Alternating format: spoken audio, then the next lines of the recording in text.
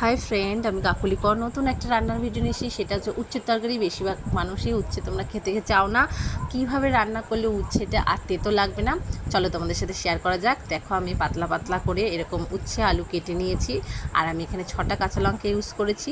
দেখো, এগুলোকে কেটে ধুয়ে পরিষ্কার করে নিয়েছি। তারপরে আমি 4 চামচের মতো কড়াইতে তেল গরম করতে বসিয়ে দিয়েছি। তেলটা যেই বেশি গরম হয়ে উঠবে বেশ, তখন ওর মধ্যে আমি 1/4 টিস্পুনের মতন পাঁচফোড়ন দেবো।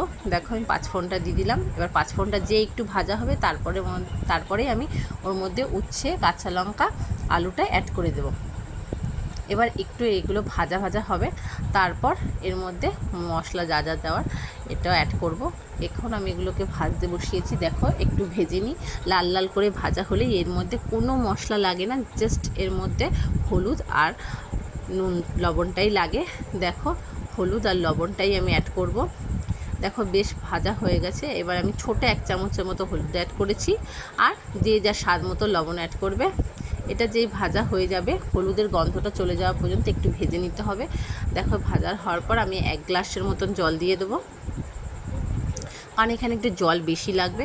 কারণ তোমরা ভাববে যে হয়তো এত জল দিচ্ছে টেলে ঝোল করবে, একদমই নয়। এটাই হচ্ছে বড় টিপস, হচ্ছে তিতো হবে না ও তরকারিটা। কী ইউজ করলে তিতো হবে না সেটা দেখতে থাকো। দেখো, আমি জল দিয়ে দিচ্ছি একটু বেশি করে, এটাতে জল একটু বেশি লাগবে।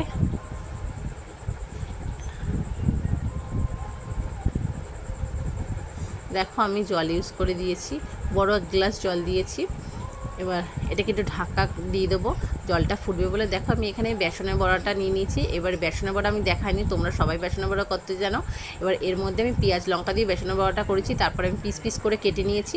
এবার জলটা যেই ঢেকা দিয়ে দিয়েছিলাম ফোটার জন্য, দেখো এটা ফুটে গেলেই আমি এই বড়াগুলো অ্যাড করে দেবো।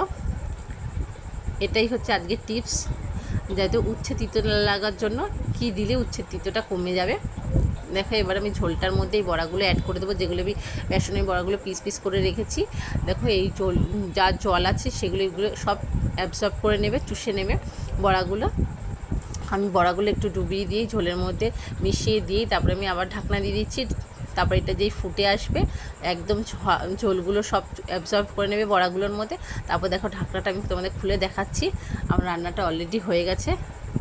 দেখো, ঝোল একদমই নেই, এটা পুরোটাই শুকনো শুকনো তরকারি হয়। গরম ভাতে খেতে ভীষণ ভালো লাগে, আর তিতোটাও একদমই থাকে না। তোমাদের ভালো লাগলে তোমরা প্লিজ কমেন্ট করো, কোথা থেকে দেখছো সেটাও কমেন্টে লিখো, আর চ্যানেলটাকে লাইক, শেয়ার আর সাবস্ক্রাইব করে দাও। দেখো, আমার রান্নাটা অলরেডি হয়ে গেছে, পুরো শুকনো শুকনো হয়েছে। কেমন লাগলো প্লিজ আরেকবার বলছি, কেমন লাগলো তোমরা কিন্তু অবশ্যই কমেন্টে জানিও, আর চ্যানেলটাকে লাইক, শেয়ার, সাবস্ক্রাইব করে দিও। টাটা, আজকের মতন রাখছি।